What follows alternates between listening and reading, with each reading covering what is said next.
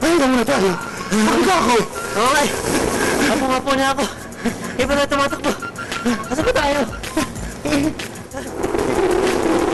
Eskwelahan nata ito. Ginagawang eskwelahan. Ang limang eskwelahan na to. Nakita kong ginagawa ah. Alam mo, sa barangay namin, may ginagawa eh. Dito, may ginagawa. Doon, may ginagawa. Marami kasing... Mabuko eh. Marami kasing budget. Ano pa niyan? Magkakatrabaho ang construction worker sa building na yan.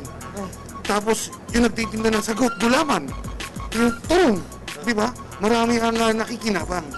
Teka, bigla ko naalala. Kahapon, kinwento mo sa akin tungkol sa Philippine Development Plan o PDP. Tungkol sa mga nagawa ni Pinoy na nakaplano sa PDP. Naalala ko ngayon. Ito bang ginagawang school building na to? Kasama rin to sa PDP? Oo naman. Nasa PDP. Yan, kaya interesado kasi ang PDP o ang pamahalaan na solusyonan ang mga kakulangan sa silid-aralan. Di ba? Nasa kasa to ng kagalingang pantao. Nakita mo na ba? Accomplishment din to. Ang alin? Ito. Ito. Eskwela na to. Yan, safety first pa, oh. Diba? Pag natapos to, siguradong maraming estudyante ang makikinabang. Malay mo, dito pala makatapos yung sunod-sunod na presidente ng bansa. Di ba? Hindi natin alam yan. May ba tayo? Bali-balita na maraming rooms pa daw ang kulang. Yung iba, sa ilalim ng puno lang nagkaklase. Nabalitahan ko rin yan. Pero huwag ka mag-alala. Konting tiis na lang. Ginagawa na ang paraan sa katunayan yan.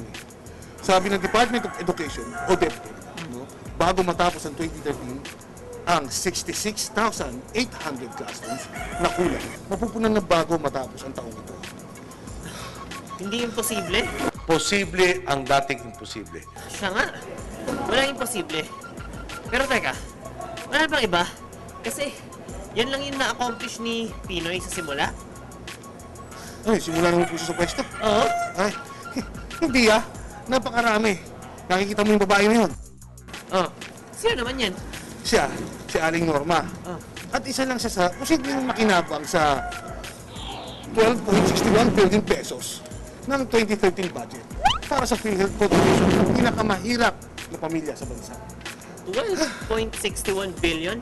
Ang laki nun ah. Ilan naman kaya ang nakikinabang dyan? Siyempre, una makikinabang, yung pinakamahirap na pamilya. Hindi ang mayayaman Gusto yan kung 2,400 pesos ang PhilHealth contribution sa isang pamilya kada taon.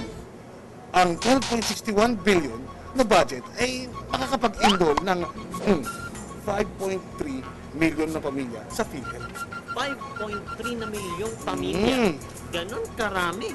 5.3 million na naman ang makakaranas ng pag-asenso. Ayos ah. Totoo yan. Ang tawag dyan, inclusive growth. Pag-asenso na nararamdaman, hindi lang ng mayaman, kundi mahirap. Di ba? Kumbaga, ang yaman ng gobyerno, ibinabahagi na sa tao. Tama lang. Sa tao din naman ang gagaling ang yaman ng gobyerno. Woo! Pag-unlad na nararamdaman, inclusive growth, yan ang hangad ng pamahalaan. Alam mo ba? Hindi ba? Nung upo sa pwesto si Pinoy, tignan mo to Yan. 62% na mga Pilipino lang yung naka-enroll sa PhilHealth. As in, 62% lang. Ngayon, ilan na ba? July 2012, 85% na. As opposed dun sa 62% na bagong umupo si Pinoy. Oo nga, no?